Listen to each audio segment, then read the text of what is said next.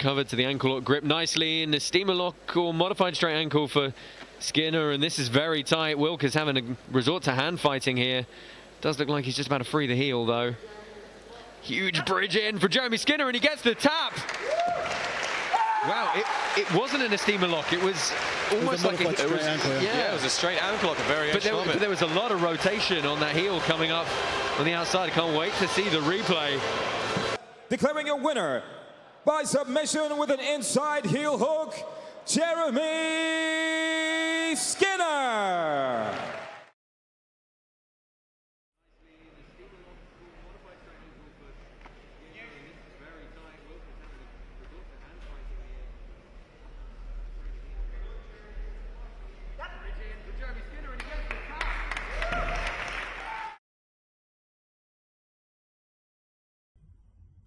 Today we're going to look at the Aoki footlock. What it is, it's a footlock variation that does more than just attack the foot. It was originally used by Shinya Aoki against Tatsuya Kawajiri. I believe that was in about 2010. It was in his MMA fight. What it is we're taking what looks like a standard footlock, except instead of allowing Michael's heel to be underneath my armpit here or in front of my lat, we're going to go elbow deep, and we're going to use that to punch Michael's heel all the way across so it's in front of my sternum here. And then I can connect my arms in a variety of ways. I can go palm to palm, I can go high elbow here, I can also go figure four.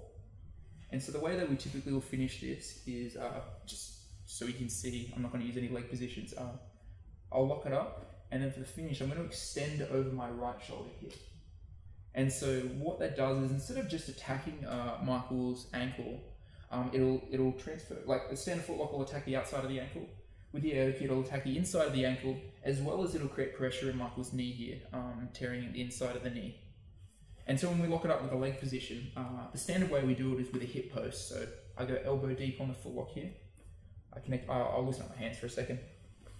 I'll go down to the shoulder here typically, and I'll like connect both my feet to Michael's hip here. When I connect my arms, I go to extend over my shoulder, and then we get a nice break on the inside of Michael's legs here, both at the ankle and at the knee. I mean, this can be applied in a couple of different ways. For example, we saw with a hip post there, but we can also apply it by throwing a reap across, which will turn Michael's leg inside counter to the lock, which can add extra pressure for the break. So we can do that by either throwing over the far hip here, or I can also do it off a reap here. And then I extend just as before. It also makes for a really nice counter leg lock. So one of the ways we can apply this is if Michael locks up like a standard leg position here, he's attacking my legs. And this is the finish that I used in Polaris just recently against Camille Wilk. So when Michael attacks in this position here, it leaves a gap just in front of his knee. And so what we can do is I take my left hand, I'll punch through, making sure that Michael's toes stay underneath my armpit. I'll connect my hands so I can pull all the way back here. And then now I can either keep my hands connected, or I can lock up a figure four and extend over my shoulder. One way we can also increase the pressure in this lock from this position is as I go down to my shoulder, I can also bring my other leg up over and onto Michael's hip here. So that means as I extend, Michael can no longer lift his hips to relieve pressure, so that way I can keep him pinned to the floor as I go to extend. This can also be applied when I'm standing. So if Michael locks up on my leg here, so it leaves that gap in the knee there from his leg entanglement. I punch my hand through, making sure that Michael's toes stay underneath my armpit. I connect palm to palm so I can pull my hands all the way back. And then I can start extending.